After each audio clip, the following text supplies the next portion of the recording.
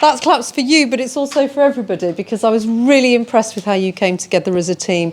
We obviously had some problems, all sorts of problems, things that you can't always, expect at 9 o'clock in the morning, but you dealt with them and you worked together as a team, and I'm really, really proud of you. So today's programme was, I think, ambitious in concept, but also ambitious in execution. What you decided to do, there was a lovely range of things. You had one subject and you had to find so many different angles to it, and you did it. So you really hit the brief today, so well done on that.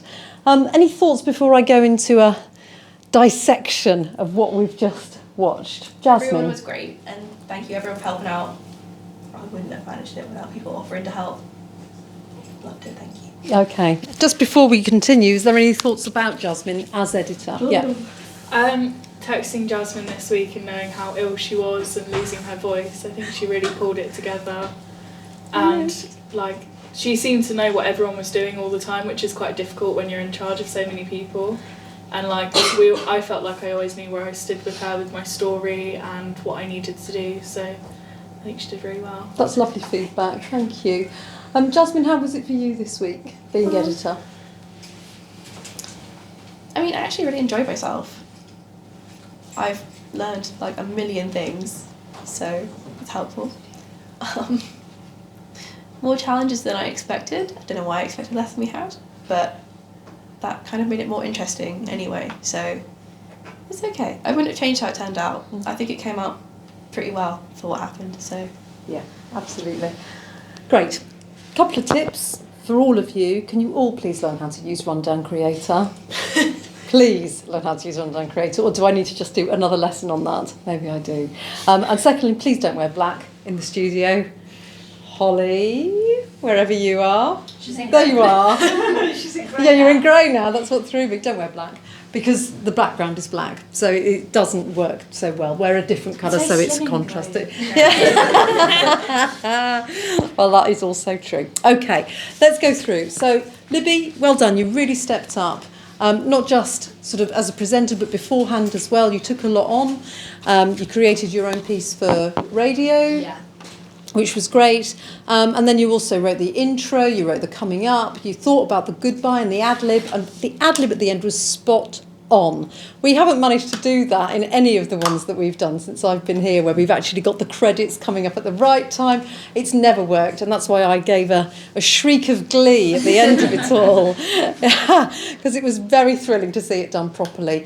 Your presentation style was really natural, really engaging. You knew what you were talking about, you seemed on top of it. As a viewer, it was warm and welcoming, and that's just to be able to reach through, to sit in a box on your own and reach through that TV screen so that you're communicating with people and people are listening to you. That's a real skill, and I think you nailed it today. So I was really pleased. You dealt with the live issues, and there were some, and you dealt with them and you dealt with them. Everybody was working together on this one, but on screen, it was just a problem. You moved on, then you came back to it, and then you moved on again. So, you didn't get flustered, and all those kinds of things that you could have done. You didn't stumble, you didn't look out of your depths, and you may have been feeling all of those things, but the mask worked really well today. So I think you should be very proud of yourself. Well done. Okie dokie, moving on. Katie, lovely package today. Great access. You got some wonderful voices in there. You got some beautiful UGC, their photos, and I really liked how you just let the footage that you did have of them having a little kiss and a cuddle at the beginning. That just hooked me right into that story. It was a family of just like our families, and I could relate to them as human beings. And then when you let the bomb go off and we heard the explosion, you didn't waste what you had. You really made a feature of it, and I think it worked really well. Were you pleased? Yeah, I did feel like, I suppose it's because I'm not used to using UGC. I usually use a 5-shot sequence, so to me it felt a little bit clunky with the photos, because I feel like with the video it flows more, but I think from what I had I was quite happy with how it turned out. Absolutely, and you were stuck in the fact that all of those interviews were remote, so you're never going to get that sort of stuff, so you had to rely on their footage to help you tell that story, and I think you did really well. Also, your voice was really nice and nicely paced. It wasn't rushed, it sounded sensitive, and you sounded like you cared, and I thought that was lovely. We move on to Alice. Great explainer. How did you feel about it? I think it was longer than I thought it would be. Okay. Like, you know, when I made the PowerPoint, I didn't realise how long it would be, but other than that, I was fine with it. What did you think of Alice's green screen, guys? What did you think? I mean, I know when we're all in the thick of it, it's sometimes difficult, but some of us weren't doing things. Louise, you were sort of at the back of the room. Did you get a chance to see it? Yeah, I like the visuals on it. There was, I mean, you had the Ukrainian flag in the background, right? I had like different pictures for Yeah. each. So there was but nice colours going on. It wasn't just black and white and you. There was a little bit more to keep it interesting, and obviously with the graphics moving, it just kept me engaged. Yeah, lovely. And the text was simple, what you chose. It wasn't sort of too much overwhelming information. And what you said sort of was enhanced, but you elaborated on it in what you were talking about. And it was nicely paced. Again, the delivery was really nice, because it can be quite hard to talk at length and read an auto cue for 2.5 minutes. That's quite a big deal, and not to stumble and what have you. So I think you did really well with that. Thanks. Well done. Okie dokie. We had a coming up. Haven't missed anything, have I? We talked a bit about the live. Anything we want to say about the live before we move on? I think Libby did great having extra voices to deal with and just well, not see the face. That was impressive. I could hear the newsroom, because I could hear people talking about like rundown creator and stuff. So I was really struggling to hear, because I was trying to differentiate every single person's like voice. So it was really difficult to work out what was going on, because I could hear Owen, then I could hear everyone in here, and then I could hear Philip and Dennis. So I was like, what is happening? So Owen made the decision. It was absolutely the correct call. When you asked the first question, you know, the guys said, oh, you know, there's an echo, we can't really hear, there's terribly bad sound. We were never going to get past that, were we? So absolutely the right call. We'll come back to that later if we can, and off we move, and the programme continues. And then we went back to it, but Owen had already briefed the guys, listen, don't worry if you can't hear us, this is the question. When you just hear somebody saying something, just answer that question, and then we'll get through it, because there was just no way we were ever going to get that sorted out in time. So you just made all the right calls, and then by holding up your phone to them so that they could see it and texting them, you were able to get that message to them. So it worked really well. I thought it was really creative. Owen did really good at just stepping up and like taking control of everything. Like as soon as he finished his piece, he was up there ready to like go, and it was just like telling him how high to jump really, because he'd just kind of do anything. Yeah, he went, didn't he? So Off good. He went, to the like, point where we were all just going, oh my goodness, when's he going to stop talking? And like as a director though as well, like it was really reassuring to hear him. Like I knew exactly when I needed, because there were a few times where things didn't play or something, and he would just say, okay, now just move on. Yeah, absolutely. And that's what you need in your ear, is that person who you just think, I really trust them. I trust their judgment, I trust what they're going to say to me, and I will just, if they say do that, I'll do it, because I know it's going to be the right call. So that's really nice feedback as well. So then, Tom, we got to your green screen. How did you feel about that? I didn't feel like the PowerPoint was very good, and I also felt like I overdid my script to start with. I cut it down a lot at the end, and it was better, but still, obviously, I spoke for like 2 minutes and 40 seconds, which is a lot of time. However, you distilled 80 years of history into 2 minutes and 40 seconds. You went back to the Second World War, didn't you? And suddenly, you know, you're just telling us the history. So that's a tough call to distill anything like that down. But, you know, when I read your script earlier, I thought you've pulled out the key facts. You were writing in a chatty and engaged style, which I liked. I was concerned it was a bit too long. But, you know, I also think that you, considering that sometimes you've stumbled a bit over things in the past, I thought that this was the strongest that you've done in terms of reading on air for a sustained period of time. So I think you did really well with that. And it was nicely paced. It wasn't too rushed. I agree that there was way too much information sometimes on the slides for me to process. And then sometimes it was just blank. Yeah. So there wasn't enough going on. There needed to be a bit more synergy between what you were saying and what you were showing, and a bit more pacey. I kind of just like focused my whole time on the script, and then kind of did the green screen as like a backup thing when I realised that it actually does take a lot of time to... Yeah, it does. It takes more than you think, doesn't it? Yeah. When I'm writing things like that, I'm always thinking about what am I going to put in the screen that's going to work. So don't think about them as two separate things. Yeah. Try and think about them as it works together. So the script, just like when you're doing anything for TV, the script and the visuals need to make sense and need to help each other along. But, you know, I think in terms of presentation, I think that was your best ever. So well done on that front. Then we moved on to Holly live in the studio. We passed the mic back. How did you feel about that, Holly? I felt okay. Yeah, I felt like it could have gone better, obviously. Yeah. But What would you change?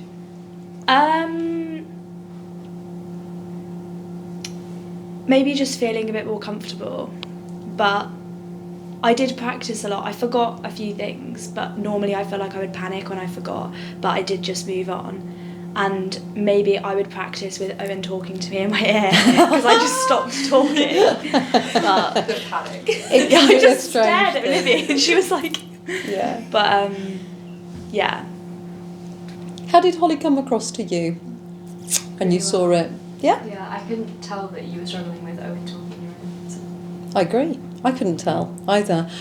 I thought you came across as really relaxed, actually, and somebody who was in control of what they were saying. Oh, that's not how You I felt. well, you might, but watch it back. Watch yourself back critically, but think, what did I do well as what could I do better? So, you know, you did come. First of all, that's again. I think you and Tom have had your best days because I've never seen you talk at length in such detail in such a composed way. Normally, you're very, very brief with what you do, but actually, this was quite long and sustained, and you sustained my interest more than anything. It was worth it. You seemed to know what you were talking about. Yes, you had notes, but you didn't just go read. You used them if necessary, but you seemed to know what you were talking about. And that was great. It came across really well. The link into the clip was a little strange because I think you said something like, I think he might be able to tell us more about that. Oh yeah, that's Rather 'Cause I than, I panicked. spoke to Vitali Like, 'cause earlier it and this is what he had to say. I hadn't rehearsed that bit, and then I panicked, and I was like, I don't know what to do. Afterwards, you were like, I forgot his name. Yeah. I did. I forgot his name. I think also he was a bit of a curveball because what we thought was the original story was not the story at all. Yeah, yeah. I spoke to him for like half an hour, just that one little clip. Oh my goodness. But that's it. But you know, you used it. It broke up your two-way, Yeah. and it was nice. And then the way that you picked up off the back, thanks for that, Holly, and on you moved. You know, and there was a smoothness about the whole thing. It So felt really conversational with you though.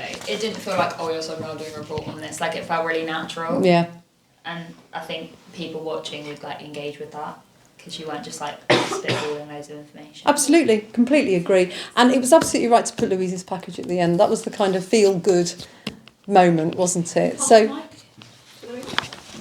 I know you said that there was a few issues with your sound, but it wasn't to the point where it was, you know, so awful that it couldn't have been used. You know, it was a bit hissy, but it wasn't too bad.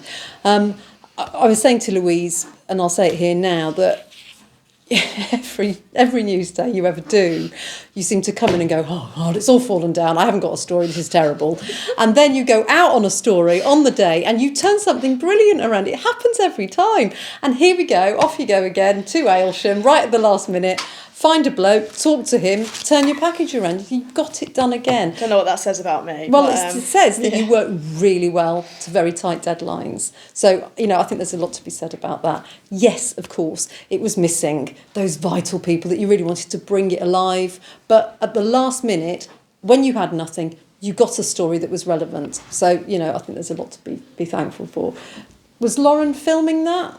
yeah, so she was behind the camera for the interviews and things, and then some of the 5-shot sequences she did. That's why they moved before you try I'm and going to tell have a word me. with her about maybe Not move the camera. But other than that, it was fine. And then obviously 10 seconds at the end just to wrap up. Amy, what? I haven't got you down here, Amy, but I do have you on my list, but I don't have you on the running order. Sorry, Amy. It's so perfect. Oh no, it wasn't. Not that good. Not the colour. You've been obsessed with your skin colour today, haven't you? I keep Yeah, but hearing it you was talking about it. because we filmed on a phone. It was trying to work from a phone to Premiere Pro, and that's very different because it's obviously an iPhone. So I struggled with the colours. So if you look at the colour on there, it was very wishy-washy and very bright. But if you look at it on a computer or phone, it's really different. So it looked a bit off. But Well, the colour wasn't anything that bothered me. You got some really lovely interviews. with people that you then converted into really interesting stuff for us to look at online. And I think we really need to sort of give Keris a lot of appreciation today, because you played a blinder. That live blog that you did was brilliant. I really enjoyed watching the different content that you put out, and the fact that there was a steady stream of different information going through. So well done, guys, for feeding all that through. This is something that we're going to be doing on Newsday. So, it's happened with Keris this week.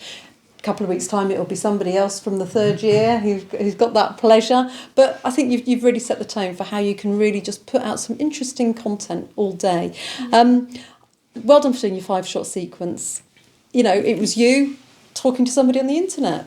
But it's a 5-shot sequence can get you out of trouble. When you've got to put a bit of voiceover down, it can really help. So well done for doing that. And the UGC was great. And I liked the end line, the fact that you said Ben Wallace, the Defence Secretary, thinks it's going to last for another year. That really sort of gave me some wow. That was a sort of moment. Oh my God, another year of this? That's a moment to leave the viewer with. So well done there. Any other thoughts before we all go home or have a stiff drink? What do you think? Or maybe do both. Go home and have a stiff drink. Doesn't have to be mutually exclusive. Really good today. Really well good. Done. You well pleased, done, Claire? everybody. I'm really pleased. I think you did a cracking job. I was really excited about this and I wasn't disappointed. Loads of you did really, really fantastic things. So you can be really proud of yourselves. Go home, have a good weekend. Unless you're in tomorrow, in which case have a good weekend on Friday night. Yeah. All right. Well done. 11 a.m. tomorrow. I'm 9 a.m. tomorrow.